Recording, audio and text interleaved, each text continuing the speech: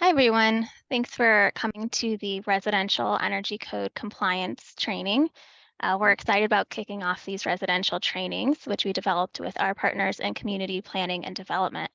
I know people are still joining the session, but we have a lot to cover today, so we are going to jump in now, and I'm going to hand it off to Linda Morrison in CPD.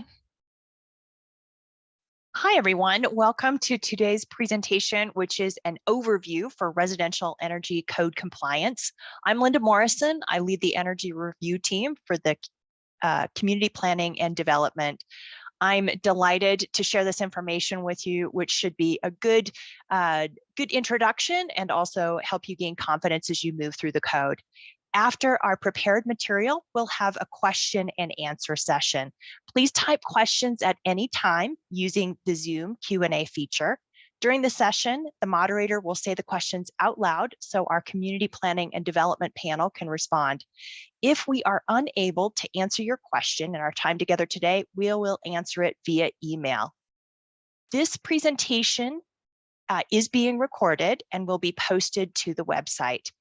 Please join us for other training sessions in the series through either the live or the recorded version. And please help us get the word out. Share the link, share what you know with your colleagues and interested people. We have a timeline that helps recap Denver's plans and goals for residential buildings. The 2022 Denver Energy Code became effective on May 1st of this year, and it's a step in a series of steps that take us to the ultimate goal of zero greenhouse gas emissions. Energy efficiency is very important, but it alone does not achieve the goal. It will take a combination of efficiency, electrification, and a greener grid. This means we all have a part to play in making these changes, and also we have time to accomplish these changes incrementally. The Energy Code includes input from a wide variety of community members and stakeholders, and a big thank you to all who contributed. You will find the full 2022 Denver Energy Code on the website at denvergov.org/building code. A package of proposed changes to the code is posted there and is anticipated to get City Council approval in early June. The updates are primarily housekeeping in nature, and the presentations have a preview of that. Please do check back to the website for the latest. Denver-specific ComCheck and ResCheck are anticipated to be available in fall of 2023. We will be sharing tips on prescriptive compliance before the Denver-specific ResCheck is available in the next training session, which is on June 1st. You'll find a wide array of additional resources at the Net Zero Energy Hub at denvergov.org/energy code. This will have a recording of this presentation, as well as resources for specific provisions, compliance options, and additional trainings. More resources are being added in May and June, so be sure to check back. And a little bit on nomenclature. You'll hear us use a single reference to a code section in the 2022 Denver Energy Code. This is because the 2022 Denver Building and Fire Code adopts the base codes as a reference. It's a good practice to check Denver's code first to see if there are deletions or modifications to a section, then reference the base code. And also note that Chapter 11 in the Denver Residential Code is replaced in its entirety by the residential provisions of the 2022 Denver Energy Code. Now let's jump in to today's presentation. Tom Gleason with the Office of Climate Action, Sustainability, and Resiliency is our moderator. Rachel Branazan will be joining us during the Q&A session as one of my colleagues for energy reviews. And Taylor Roberts with Group 14 Engineering is our presenter.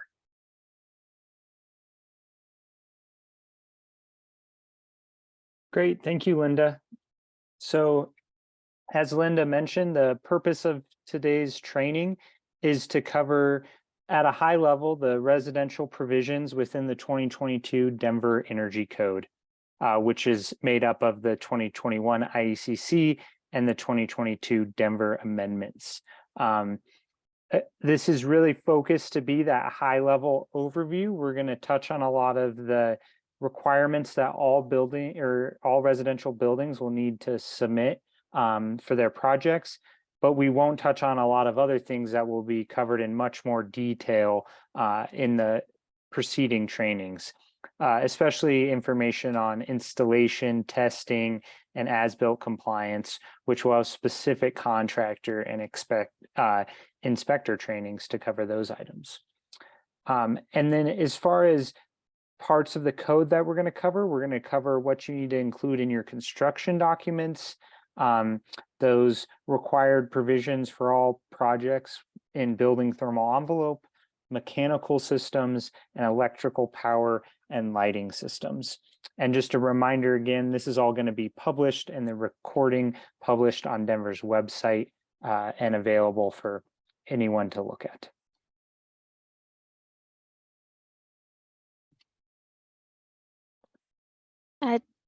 Taylor, I'm going to pause you real quick. Let's go back to the interpretation slide. If you don't mind, our interpreters here and ready. Thank you. So this training will be recorded and interpreted in English and Spanish. So we're going to have the interpretation button at the bottom of Zoom that just popped up. So if you want to use this in Spanish, please switch there. And can you please repeat this in Spanish? Thank you.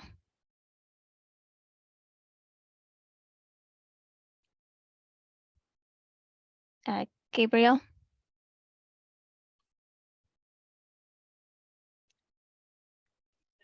He and Berenice might actually be over in the Spanish session, so I will give it my best. But esta sesión está disponible en inglés y español. Haga clic en el icono interpretación en la parte inferior de la ventana de Zoom y elija inglés o español. Thank you so much, Tom. All right, thank you all. Thanks, Taylor.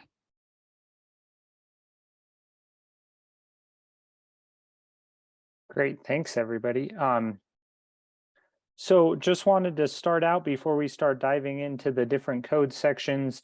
I wanted to cover some really important definitions. The first one being what is a residential building for specifically the 2022 Denver Energy Code. This is so really important because there's several definitions and they might change from the IRC to the energy code. But for the energy code specifically, residential building is going to be a single family home or multiple single family dwellings, more commonly referred to as townhomes, or group R3 and R4 buildings, 3 stories or less in height above grade plane. So anything that is not one of those would be considered commercial in the 2022 Denver Energy Code, and all of those will be what we're covering today that fall under the residential provisions in the 2022 Denver Energy Code. Another really important definition that's referenced throughout the code will be an all-electric property. There'll be several options in the code to get more credits or have a different option if the building is all electric. What an all-electric property means is essentially no permanently installed combustion appliances or equipment in the building. The only exception being emergency power or standby power systems. So from an overall standpoint, it's going to be a building that has no natural gas utilized in it and no permanently installed combustion equipment. Great. So diving into the code, I'm just going to touch this at a really high level. There will be trainings on these items following this training, but it's really important to understand how you can comply with the 2022 Denver Energy Code for the residential provisions. The first option being that prescriptive pathway. The prescriptive pathway is by far the most commonly used pathway. It requires following all the requirements in the code. And it actually has 2 options to comply with the prescriptive pathway. You can do so with the straight prescriptive method or the more commonly used res check total UA approach. That's, again, most common, simplest, but least flexible and most rigid. The other two options are both energy modeling options. So we have the total building performance. This pathway requires that you meet all those required, or sometimes referred to as mandatory, requirements in the code, plus have an energy model that shows your annual energy cost of the proposed design meets a certain target over the baseline. The other energy modeling pathway, very similar, but you're using the energy rating index, or ERI, and you're using a specific software that can do the ERI calculation, and you're meeting a specific ERI. And again, the next training will focus on these much more in depth. So for all projects, regardless of pathway, we're going to cover the requirements that you need to submit for permit. The first one for the energy code is you're going to need to complete and submit this energy code checklist. The great thing about this checklist is it has all the requirements of the 2022 Denver Energy Code and how you need to show compliance with them. So it's a great place to start even before you're submitting, to make sure you're meeting all the compliance requirements. You also need backup documentation depending on which path you're following. That could be a res check report, different manuals showing your design, equipment sizing, and also potentially energy modeling reports. And also all this information, which is described in the checklist as well, will need to be shown on the construction documents that are stamped and signed by a licensed design professional. And there's also a video posted on Denver's website with a step-by-step guidance on completing the energy code checklist.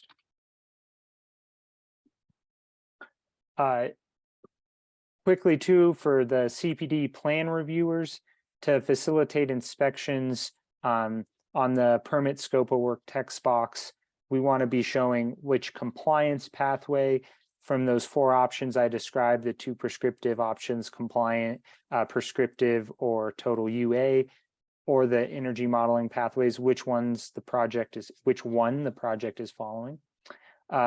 If they are doing prescriptive, the additional efficiency packages that you'll need to comply with for the prescriptive path, the renewable energy system that they're utilizing to comply with our 404.7, and record if it is an all-electric property or not. So on the construction documents, again, right, we just saw what CPD is looking for. So if you're submitting permit, you want to make sure all of that is very clear and available. We're going to cover exactly what you need in those. Again, cover the building thermal envelope requirements, mechanical system requirements, the electrical power and lighting system requirements. Again, these are going to be the ones that are required for all buildings regardless of pathway. And then go over the certificate and homeowner manual, which will need to be included as well. And then within each of these, I'm going to touch on key provisions that have a Denver amendment or Denver has adapted to make sure that those are really clear.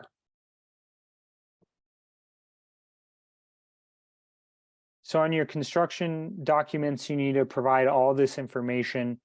Again, the great thing is that checklist has a lot of this, or will tell you more details on how to or where you should provide this information.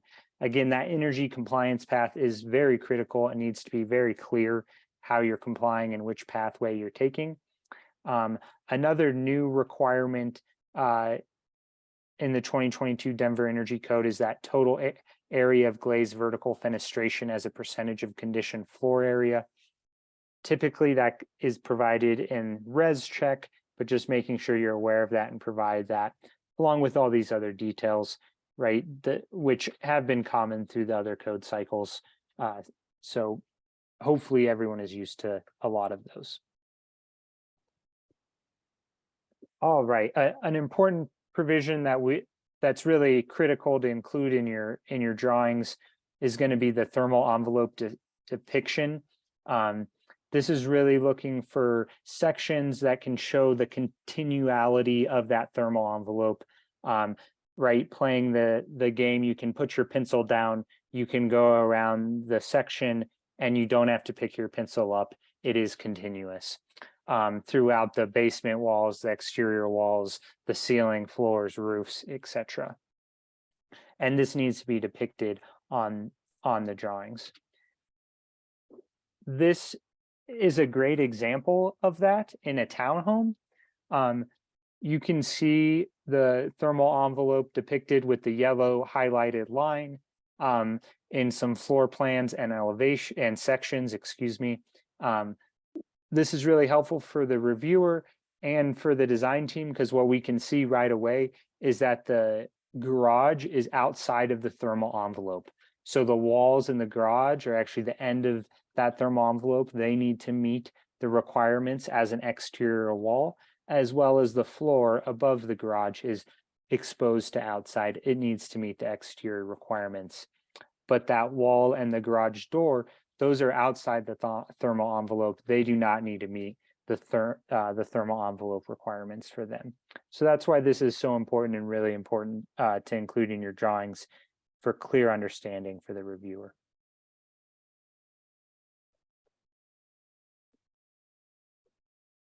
So for each one we're going to run through here, we're going to give this table. This has all those requirements, often referred to as mandatory requirements, that all projects will have to comply with. You can see the asterisk next to the one that the Denver Energy Code has amended what was already in the 2021 IECC. So just a note to everyone to make sure you're paying extra attention there, that it is different and you need to look at the 2022 Denver Energy Code. And then the options that are in bold are the ones that we're going to cover in more detail, as there's we just want to ensure everyone's aware of those and how to comply with them. And again, I can't say it enough, please review the checklist. It is such a good resource, and it has all of these in there as well to review.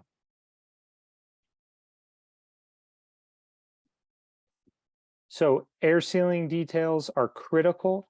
For a couple code cycles now, blower door testing has been a requirement for all residential projects. So that's continued in this code. So you will have to meet the blower door testing requirements.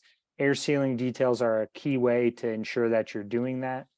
Essentially, an air sealing detail is just any penetration within your air barrier. You need to have a detail of how to ensure that that is being sealed. Also, any connections between different assembly types, you want to have details on that. Commonly, a window right in your exterior wall, how that is being appropriately sealed to ensure that, again, that continuous air barrier. Again, this is really important to ensure that the project is constructed with a tight envelope. You pass that blower door test, but also that the building performs really well with that tight envelope. Rooms containing fuel burning appliances. This code section is really ensuring indoor air quality due to combustion, right? Combustion results in contaminants, and we want to ensure that those aren't being introduced into the occupied space of the building.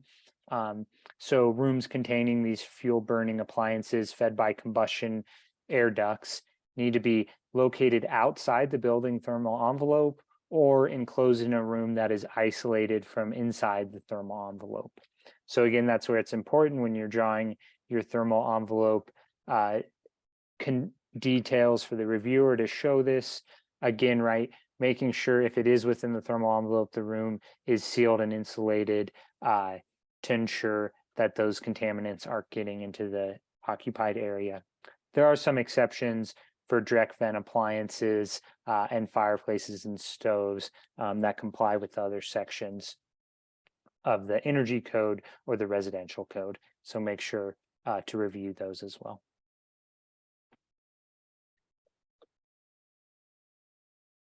Great, now we're going to move on to mechanical systems. Again, the same table, you can see all the mechanical requirements that all projects will need to comply with. Again, important to review all of these. We're not going to review all of these in detail today, but go through controls and ducts. You can see there's also lots of information on your boiler that you'll need to be controlling, right? Your insulation, drain water heat recovery, water heater equipment location, demand response, water heating, ventilation, snow melt systems serving multiple dwelling units if it's a townhome, pools, spas, all those requirements. So again, be sure to review these. These are all in the checklist, so you can review there as well. But again, all projects will need to comply with these requirements.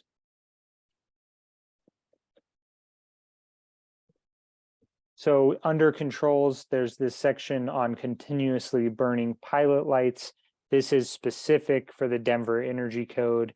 It is not in the base code. Essentially what it's saying is natural gas equipment, you cannot have continuously burning pilot lights that are, wasting energy in a sense. This is really important and applies to furnaces, boilers, water heaters, pool heaters, spa heaters, fireplaces, also cooking appliances, unless there is that exception if the cooking appliance consumes less than 150 BTU per hour with that pilot light. Again, this is really important because it's a Denver specific provision. So making sure that the design team is coordinating with the contractor and that the equipment meets these requirements, which may or may not be required in other jurisdictions around Denver, which could lead to some confusion if it's not planned on to ensure that you're meeting the continuously burning pilot lights requirement.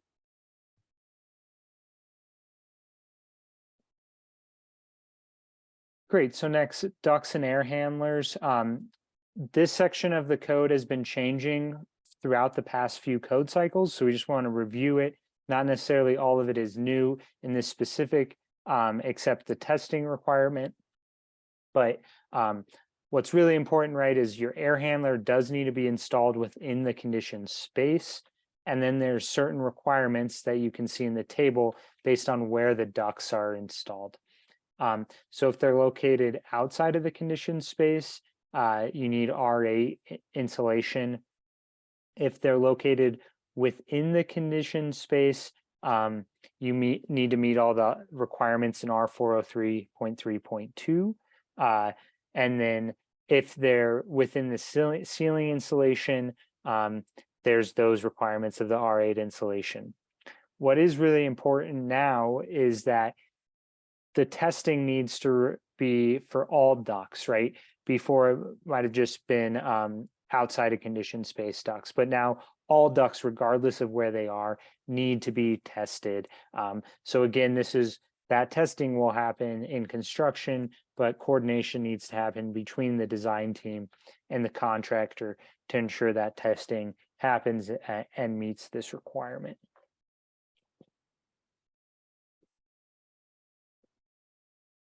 The next provision is the water heating equipment location. This is really important for Denver's climate goals. Denver is incentivizing and pushing electrification through the energy code and Energize Denver. A key part of that is being able to retrofit gas water heaters with electric heat pump water heaters. What this provision is doing is ensuring that even if a heat pump water heater isn't installed today, which is not required, that it could be replaced in the future with a heat pump water heater. So there's two requirements around the size of the space, either 3 feet by 3 feet by 7 feet, or you need to have the 760 cubic feet, a grill, and a duct. That's really important because a couple items that are different with heat pump water heaters. One is they're larger than your traditional natural gas or electric resistance water heaters. The other thing is they are a heat pump. So they're pulling heat and then rejecting air that has had that heat removed. So essentially air conditioned air. And you need to be able to allow that to happen. So these provisions are ensuring that that could be an easy retrofit in the future.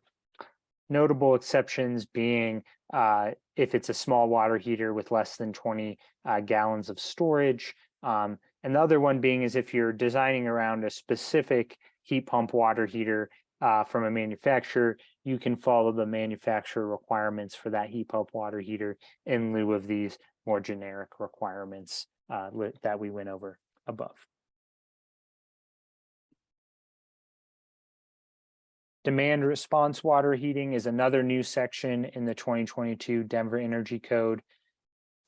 Demand response is when the utility goes into a demand event, which is typically in the summer, a lot of air conditioning on, and the utility is worried about being able to provide that demand or having to turn on another power plant. To do so, they can send a signal to equipment that has been signed up for a demand response program. That equipment can turn off or turn down, allowing the utility to get through their demand event without turning on that extra power plant. Again, it is a totally voluntary program that you would have to sign up for. What is nice is the utility incentivizes that through payments in those demand events if you are signed up for that. Xcel Energy has been doing this for a while with air conditioning condensing units. And the reason this code section is in here is because water heaters are ideal for demand response.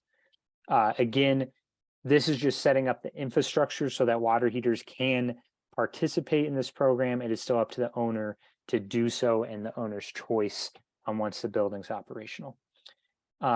So all electric storage water heaters, that is electric resistance and heat pump water heaters within 40 to 120 gallons of storage and a nameplate rating no greater than 12 kW, need to have these demand responsive controls installed with them. There are some notable exceptions if you're providing really hot water, or if it's three-phase, or if you're complying with these other code requirements. Again, this is voluntary. It's really future-proofing to set up that water heater if the owner wants to participate in the demand response program with Xcel Energy in the future.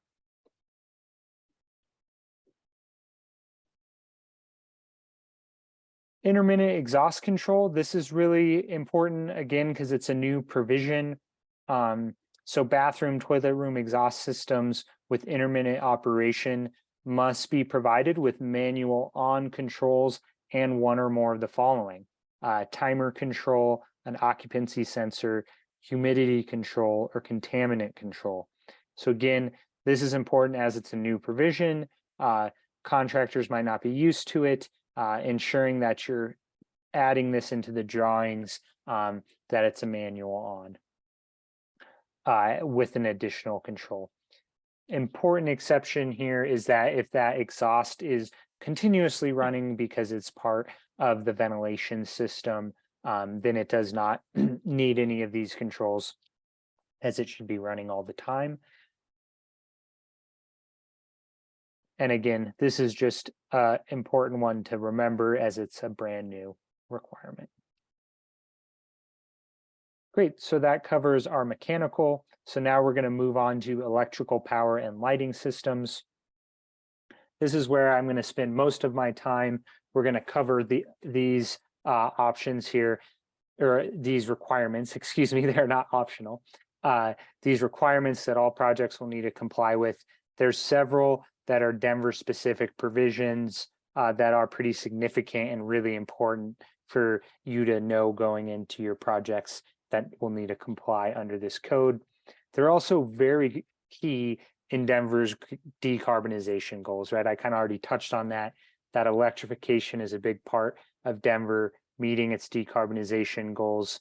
And these are some key parts to ensure that buildings are either future-proofed to be electrified or being more electrified now under this code cycle.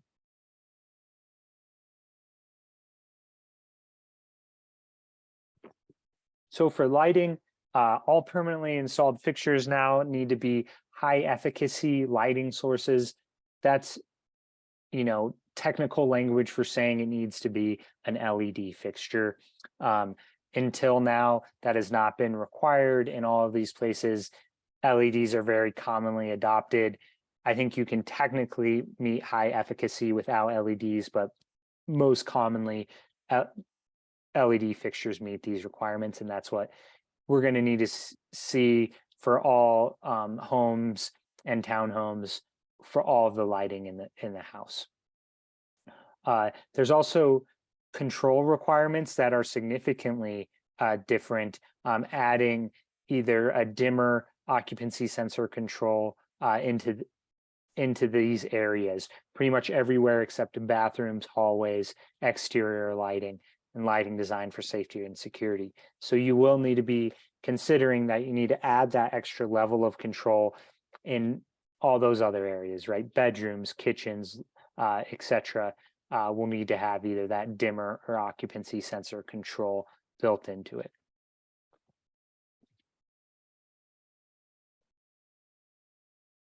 So part of electrification is not only electrifying buildings, but supporting the electric vehicle transition. This Denver Energy 2022 Denver Energy Code specific provision does that. This has been around, right, in the previous code cycle. It's continued into the new one, and there's a few changes.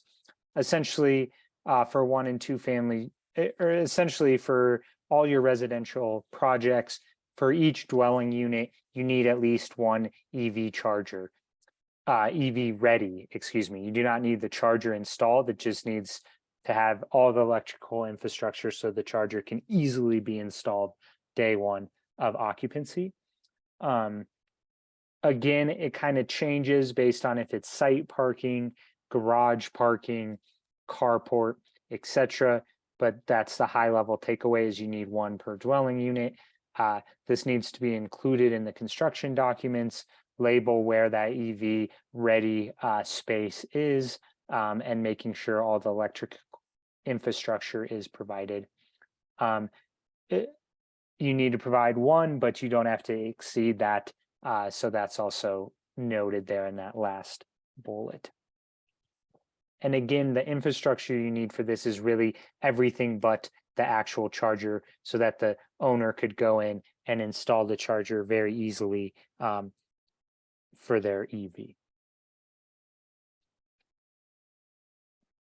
Electric ready infrastructure is another new requirement in the 2022 Denver Energy Code.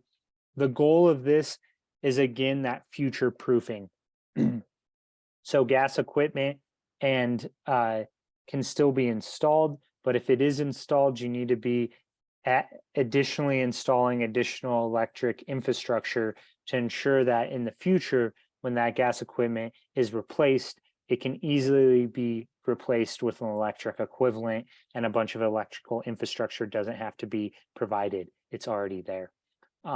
So again, for that gas equipment, you need a junction box or receptacle capable of serving, right, that equivalent one-for-one replacement of that gas equipment with electric. It also needs to be labeled for future equipment, and you need that infrastructure and breaker space to be labeled.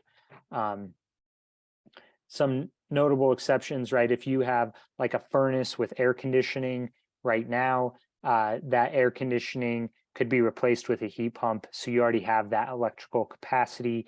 They're really similar. So you wouldn't need to add any electrical capacity there.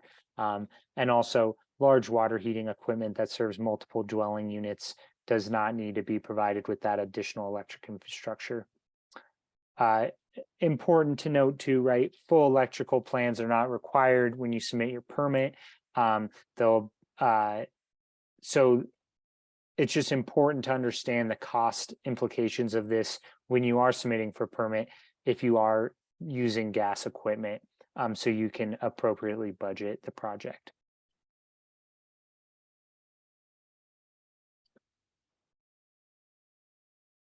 Great, moving on to solar ready zone. This is a Denver Energy Code specific provision.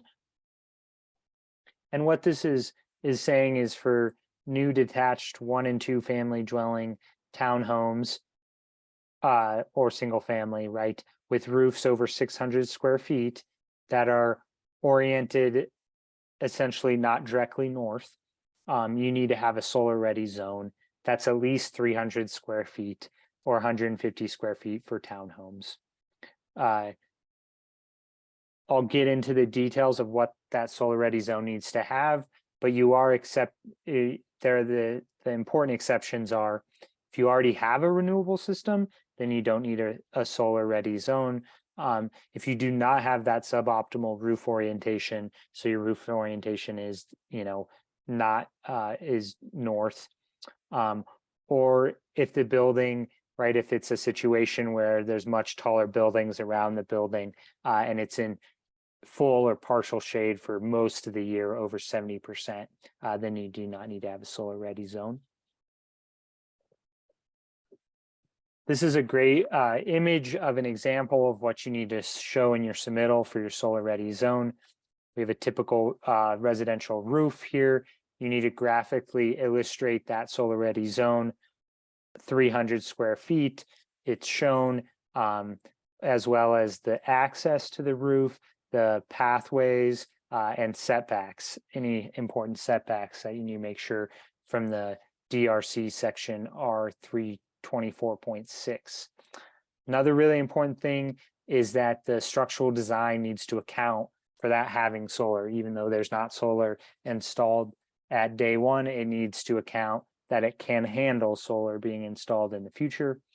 And you also need to provide the roof pitch and building orientation to ensure that it's in not a suboptimal orientation for that solar ready zone.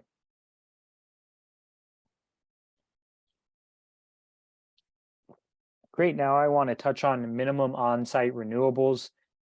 I think this is the highest impact provision of the 2022 Denver Energy Code as far as climate and emission reduction. And it's also a very big change. So this is the really important one to make sure everyone's paying attention to. What this provision says is that new dwelling units must install an on-site renewable energy system.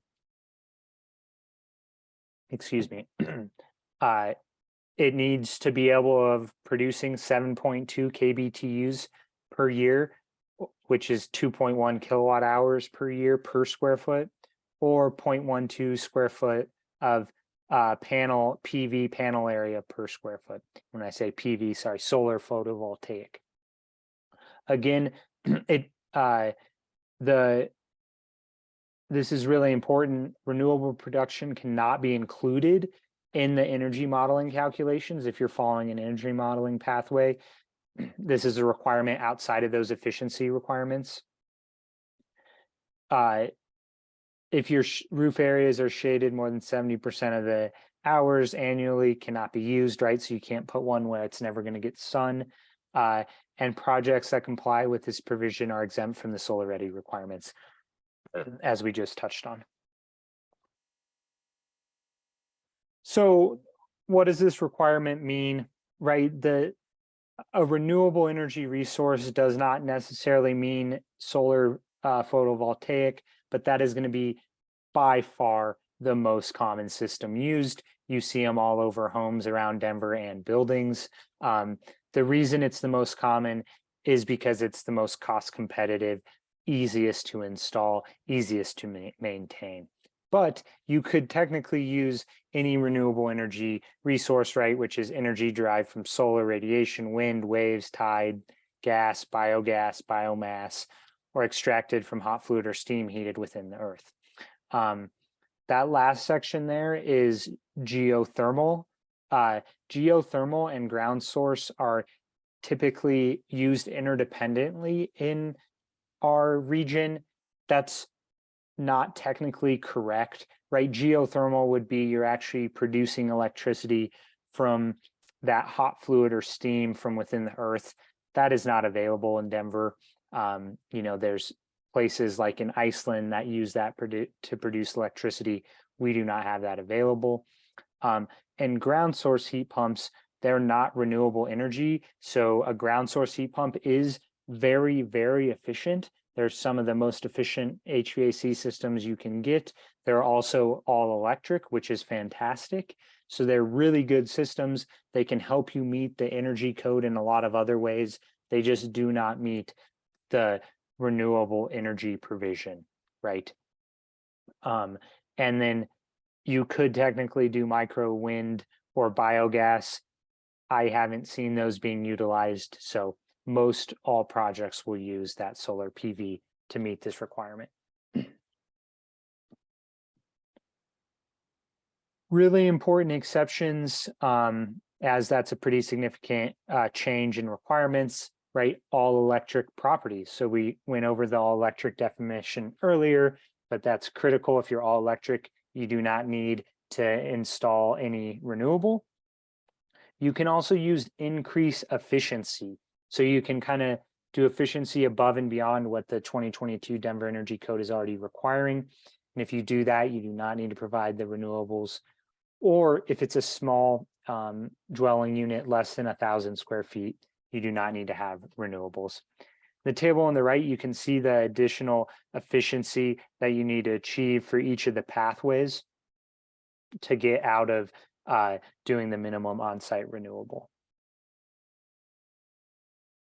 Another notable exception is that even if your project is not all electric, right, there still might be some gas equipment, but you're installing high performance or heating or premium performance electric space heating and electric water heating. So your HVAC is all electric and higher premium performance. It will significantly reduce the amount of minimum renewables you need. Now 1.2 kBTUs per year per square foot, or 0.02 square feet of PV panel area per square foot. To show the impact of that, you can see this example here graphically. So this is showing, right, just meeting those requirements on the left, and then on the right, if you have a all electric for your HVAC system, but right, you could potentially still have like a fireplace or gas cooking equipment. That's how many you need on the right. So we can see on the left, doing the calculation out, we end up with 17 PV panels required. On the right, we only need 3 PV panels required.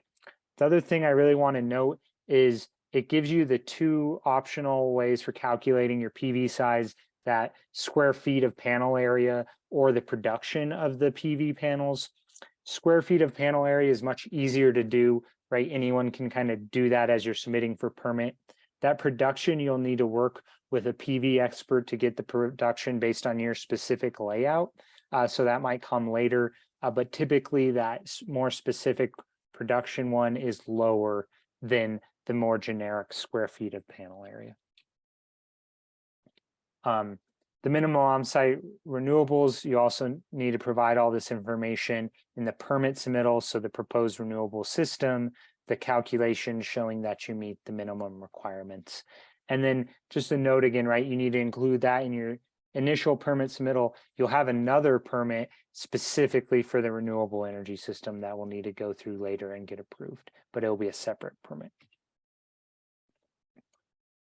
All right, so the certificate and homeowner manual, these need to be included. Again, this is at the end of construction, so just want to make sure people are aware that a permanent certificate needs to be posted in the building that shows that information, right? The insulation values, the duct and air leakage testing results, the efficiencies of the equipment, the renewable energy system, the modeling results, etc. And also a homeowner manual needs to be provided as well. That includes equipment information.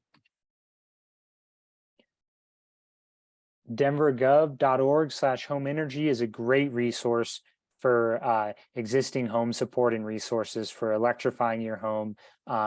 There's fantastic rebates available for existing homes on how to for electrification, and there's also income qualified rebates.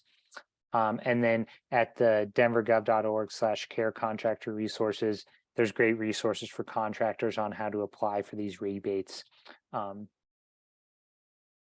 And Kasser would also like to know, how is electrification in existing buildings going for you? Any feedback or lessons learned or anything else that you would like to share, the CASR team would love to hear. So please reach out at electrification@denvergov.org. So just to summarize what we covered today, we covered the 2022 Denver Energy Code residential provisions. You can comply with that with one of 3 pathways, that prescriptive pathway, typically done with res check, plus you'll need to do your additional efficiency credits, the total building performance or energy rating index, energy modeling pathways. We just covered all the things you'll need to comply with for all of those pathways, so regardless of which pathway. Also, a lot of information here and in the checklist will help you to have a successful permit submittal to make sure everything's included and that process goes smoothly. And again, a lot of these updates to the energy code are designed to support electrification and Denver's overall climate goals. And key ones that have significant impact to that are those minimum on-site renewables, electric ready, and demand response water heating. So with that, we'd like to move into the question and answer portion of the presentation.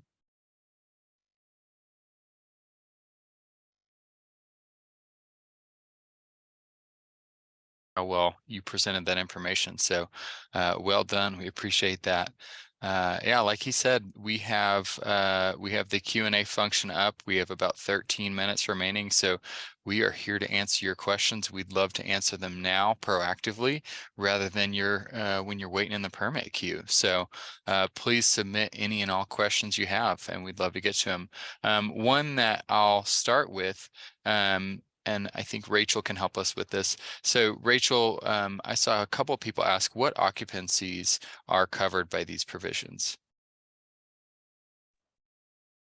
Thanks, Tom. Yeah, there were a couple questions on this. I thought we could just reiterate that the residential provisions of the Energy Code cover 1 and 2 family dwellings, so single family homes and duplexes, as well as townhouses that are 3 stories or less in height above grade plane. And so this includes both IRC and IBC townhomes, which so IBC townhomes, as pointed out in the answered questions, fall under R2 occupancy. So as long as they are 3 stories or less, they fall under the residential provisions of this code, whereas all other R2 occupancy buildings, as well as R1 occupancies, are covered by the commercial provisions.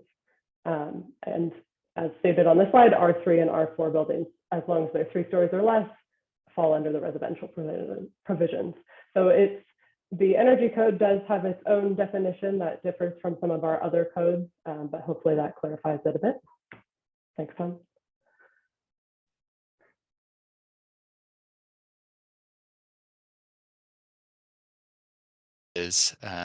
Do demand responsive water heaters need to be connected to the grid? And that might be a Michaela question. I think that's a good one for Taylor. Okay. Yeah, so the demand responsive water heating provision would be for electric water heaters, right? So electric resistance or heat pump water heaters, it's assumed that those would be connected to the grid. I'm not an expert in the different code if you were not being connected to the grid and those requirements with battery backup, etc. But correct, this is assuming you're connected to the grid. If there's no grid connection, there could be no demand response participation in a utility program. I hope that answers that.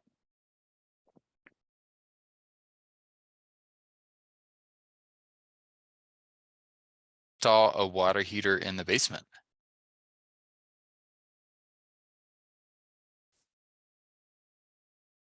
Yes, would be, I think, the short answer. And I think some of that is going back to this water heating equipment location. These are just the minimums. A basement would exceed these, and a basement is a really good location for a heat pump water heater, as well as it's typically much larger.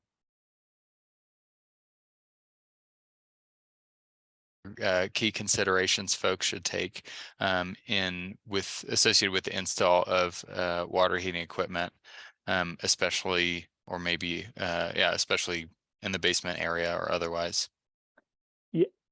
Yeah, Tom, that's a great question. And yeah, so again, with the heat pump water heaters, they're pulling heat from whatever air is available to them, and then they're discharging colder air or air conditioned air. So you really want to be considering that if you're putting it in a basement. Would that potentially be causing freeze issues, et cetera? So you might be wanting to duct air to provide the heat pump water heater and also discharge air. So that's really the biggest consideration, other than size, with these heat pump water heaters, is making sure you're not causing comfort issues or any other issues with that heat pump operation of pulling heat out of an airstream.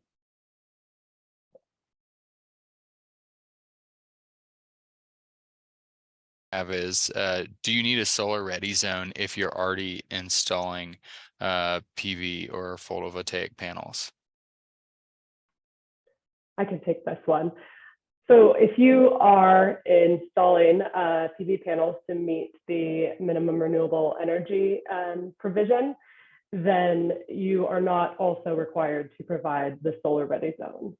So both the solar ready zone and the minimum on-site renewables are kind of either or. So if you are meeting one of the exceptions where you are not required to install minimum on-site renewables, then you will need to provide a solar ready zone unless you're meeting one of these exceptions. So essentially, if your building just isn't going to be able to produce any kind of viable PV power, like it is partially shaded for most of the year, then you might be meeting exceptions for both. But in most cases, most projects are either going to be needing to install those on-site renewables, or if they made an exception, provide a solar ready zone for future PV to be installed. Roof is in full or partial shade to meet that exception? That is a great question that potentially one of my other CPD colleagues may be more equipped to answer.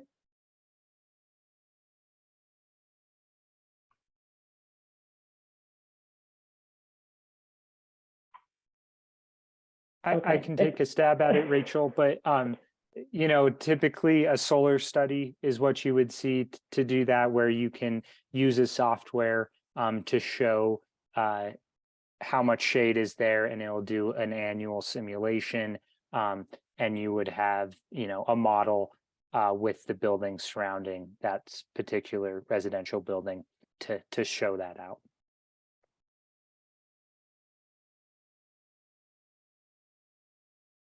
Question for Rachel here. Does the 2019 Denver Green Code require additional or alternative requirements for design paths? This attendee is trying to identify if an EUI must be calculated for the Denver Green Code. So just like we have new 2022 building codes, we also have a new 2022 Denver Green Code that also went into effect on May 1st. And their residential projects are not required to meet any of the provisions of the Denver Green Code. They may incorporate some of those provisions on a voluntary basis in your projects if you'd like.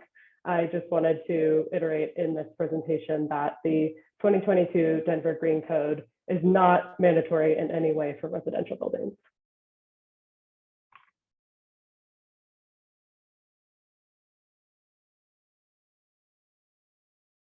Okay, and we have one on here. Let's see, we have an attendee who's saying if an existing basement has a ceiling or ceilings less than 7 feet tall, can it go in the basement? And I'm guessing this is for water heating systems.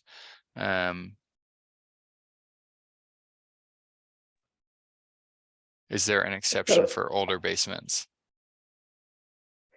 There are different requirements for existing buildings, for projects within existing buildings that we are going to cover in more detail in our upcoming presentations.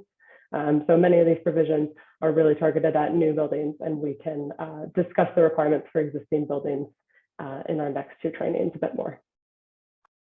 And just an additional note here, this is an or, so that might not be clear, but this, you can do 3 feet by 3 feet by 7 feet, or this, right? So they could do this cubic feet and duct for cool exhaust air.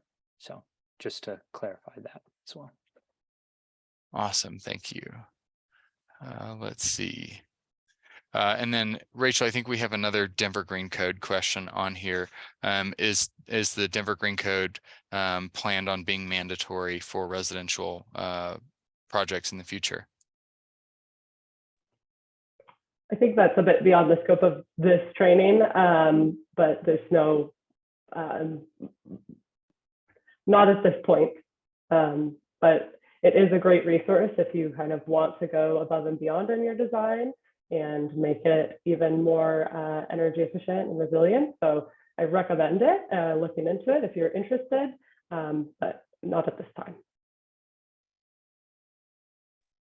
Yeah, and we also, I think in the webinar registration process, we did ask folks if they wanted to sign up for either the CASR or CPD newsletter. So if folks want to be more involved with the Denver Green Code, the Denver Energy Code, or anything that we're doing, you can follow with our newsletters and look for opportunities to engage. And let's see. Oh, I got one. Okay, man, I love when I get to answer questions. So someone asked, will recordings for these trainings be sent out? They did not receive the recording for yesterday's training. So yes, these absolutely will be sent out. We haven't gotten yesterday's out. We're working fast, but we're not that fast. So we'll be compiling the trainings and adding them to our website. So if you want to go to denvergov.org/energycode, we expect within the next maybe week or two, we hope to begin uploading the trainings. So, and everyone will get a follow-up email. So we'll share copies of the presentation and a link to where you can find recordings. So thank you for that question, and we will absolutely accommodate. Okay, and we're running low on time, but we still got some more questions. Keep them coming. Like we said, if we don't get to answer them right here live, we will definitely follow up with you and make sure those questions are answered. So I see a question on here: are gas fireplaces and outdoor grills required to have electric infrastructure? And then what is the intent of the electrical infrastructure provided at fossil fuel appliances?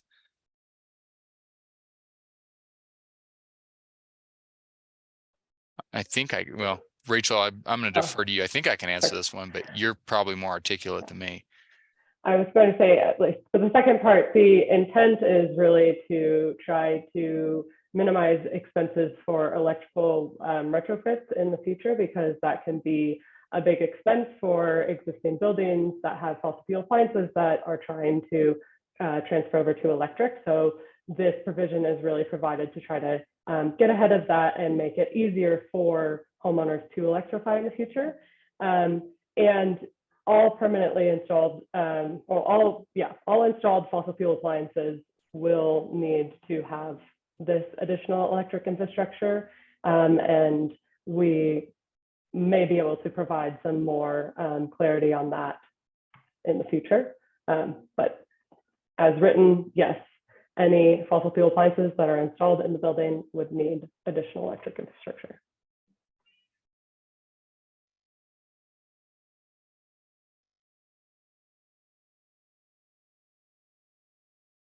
Time for one more.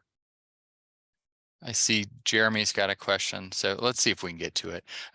So Jeremy asked, let's see, isn't with a grill to heated space and a duct for cool air exhaust supposed to be for the 3 by 3 by 7 space? And I think we're looking at water heating again. Taylor, is that something you can help with?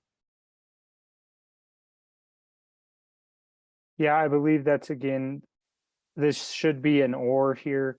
And then also to remember, if you're looking at a specific manufacturer for your heat pump water heater, you can comply with this by doing whatever that manufacturer says you need to do to use their heat pump water heater. And again, this is the intent of this is actually for when it's not a heat pump water heater. If you're installing a heat pump water heater now, you just need to meet the requirements that the manufacturer has and the code. This is the intent of this is for non-heat pump water heaters that are installed now, so that they can be retrofitted in the future, if that makes sense.